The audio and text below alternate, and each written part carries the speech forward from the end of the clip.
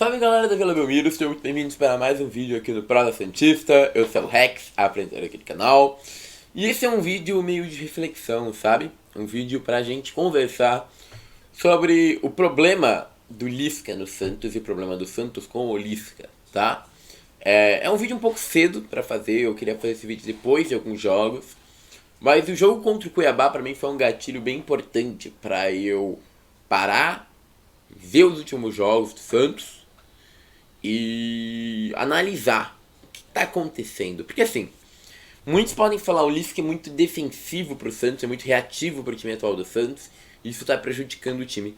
E eu concordo, eu tento concordar, tá? Eu acredito que hoje o Santos poderia ser um pouco mais propositivo. A questão é a seguinte, com o Carille, por exemplo, ano passado, sempre que eu falo com o Carille eu lembro daquela brincadeira dos impedidos com o Carille. Mas com o Carille ano passado, o Santos tinha um time também bem reativo e bem do contra-ataque. Claro, era um time pior, né, tecnicamente falando, mas era um time que pelo menos tinha um contra-ataque mais arranjado, que jogava mais encaixado e que tinha uma compactação melhor. Além disso, era um time que conseguia resultados melhores e quando jogava com adversários mais fracos conseguia produzir um pouco mais. Eu fiquei pensando, o que fez o Santos do ano passado, que era já um futebol reativo, ser tão diferente do Santos desse ano, que é um Santos mais qualificado, mas com o Lisca tem mostrado que em jogos que o Santos é melhor na partida o time sofre tanto. E aí eu comecei a pensar um pouco, e eu cheguei numa conclusão. Uma conclusão que pode ser mudada com o tempo, porque o Lisca, por enquanto, ele tem 6 ou 7 jogos, né, se não me engano, com o Santos. Então, mais pra frente pode ser que ele mostre mais algum repertório, mas por enquanto não tem mostrado. E basicamente a grande diferença entre os dois é essa, repertório. O Carille tinha um repertório aparentemente muito maior do que o Lisca, pensando em tática, em conhecimento, em entendimento de futebol. E isso é uma coisa que falta no Lisca, não é só ser reativo, mas é como você molda seu time que joga majoritariamente de maneira reativa para o adversário. E o Lisca parece ter feito isso muito mal. O Carille, inclusive, a partir de 2022, no Paulista de 2022, ele começa também a jogar de um jeito só, né, no Paulista. E é onde ele cai, é onde ele não consegue se manter. Porque ele pegava adversários mais difíceis, ele até jogava, como foi o caso contra o Corinthians, onde ele fez 1-0. Mas contra adversários fáceis que ele tinha que propor o jogo, era um jogo tão encaixado e tão fidedigno lá, uma ideia de jogo dele, que o time não produzia, o time sempre perdia com o Carille em campo. Com o Carille treinando por conta disso. E parece que o Lisca, ele tá seguindo uma toada muito parecida. Ele montou o time ideal dele, então, se vocês falarem em Rex, qual vai ser a escalação do Santos contra o Goiás? Eu arrisco a mesma. João Paulo, Matson, Bauerman e Maicon, Felipe Jonathan, Fernandes, Anocelo, Gabriel Carabarral, Lucas Braga, Marcos Leonardo, que está voltando, e o menino, o Soteldo. É isso. E não vai mudar. É a escalação que o Lisca vai argumentar que contra o Cuiabá essa escalação perdeu porque o Marcos Leonardo estava suspenso e o Rodrigo Fernandes também. Então o time perdeu marcação, perdeu força, perdeu criatividade. Mas, cara, simplesmente, na verdade, não é isso, né? Que o Santos não se molda ao adversário. E quando ele fala de se moldar, nem precisa ser trocar jogadores. Isso é uma coisa que tem que ser entendida. Tem que ser a postura. Hoje o Santos joga quase sempre muito defensivo, com um bloco bem baixo. E quando o adversário tem a bola, ele tenta puxar alguma pressão com alguns gatilhos de pressão. Eu não acho que esses gatilhos de pressão se aprendam tão rápido, mas eu acho que são importantes sim de se dar. É uma coisa que o Santos falha, é uma coisa que é importante para o Santos ter, até para jogar com um time mais forte. E eu acho que o Santos começa a apresentar isso em campo já sim. Mas não tem uma pressão constante de uma subida de linhas defensivas para que jogue de uma forma compacta quando o time também sobe ou algo do gênero. Isso faz com que o time sempre jogue em linha baixa, independente do seu adversário. E é um problema muito grave no time do Lisca.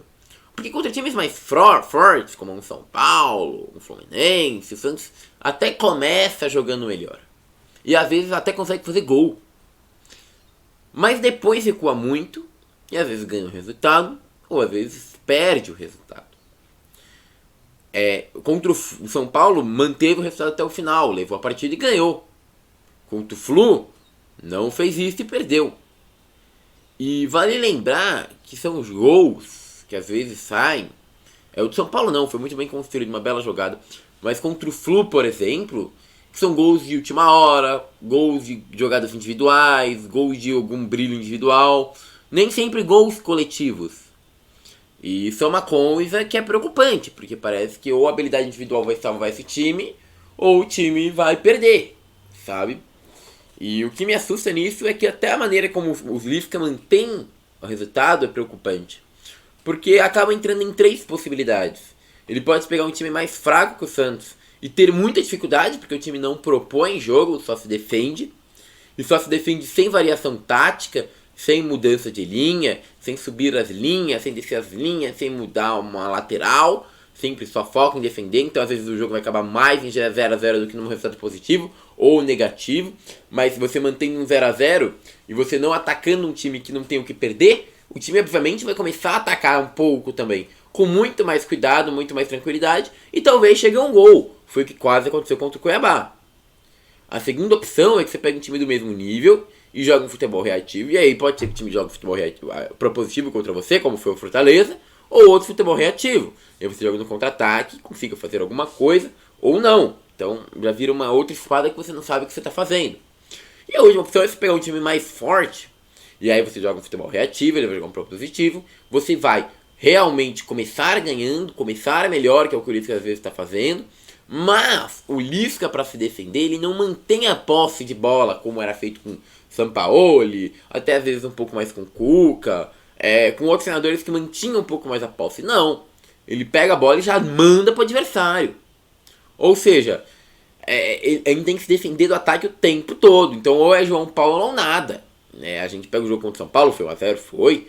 Mas o São Paulo sem tempo só criava. E criava chances perigosas. E o João Paulo tinha que salvar. Então assim, é um futebol que legal, levou a gente à vitória, legal, levou... beleza. Mas não é que levou a gente à vitória no jogo fácil. Fez o Santos ser muito pressionado dentro de casa para um time de São Paulo que, na minha avaliação, não tem nada de tão espetacular não. E era o time reserva de São Paulo. Então é um futebol do Lisca que, assim, acaba se tornando muito pobre. Porque quando pega treinadores que são mais propositivos, é um futebol que encaixa e traz um resultado bom, porque o Santos tem bons jogadores. Mas quando é um treinador, um futebol que enfrenta outros treinadores parecidos com o Lisca, o jogo fica amarrado e não sai nada. Então, acaba se tornando preocupante pro time do Santos jogar um futebol assim. E pra mim a maior prova disso, como esse futebol é preocupante contra times reativos, é contra o Cuiabá. Um time que tava em 17º no Brasileiro e tinha o pior ataque da competição. E mesmo assim conseguiu atacar mais que o Santos. Eu acho preocupante. E o Lisca ainda tem que mostrar mais coisa, tá? Eu tô fazendo uma análise prévia. Ainda não é uma análise avaliativa de um trabalho como um todo do Lisca. Mas, depois do jogo do Goiás, eu acho que a gente pode fazer essa outra análise aí e trazer talvez uma régua de fato do que é o trabalho do Lisca, tá bom? É isso, meus queridos. Muito obrigado. Agradeço quem assistiu. Peço a curtida, seu compartilhamento e inscrição. E agora eu fui.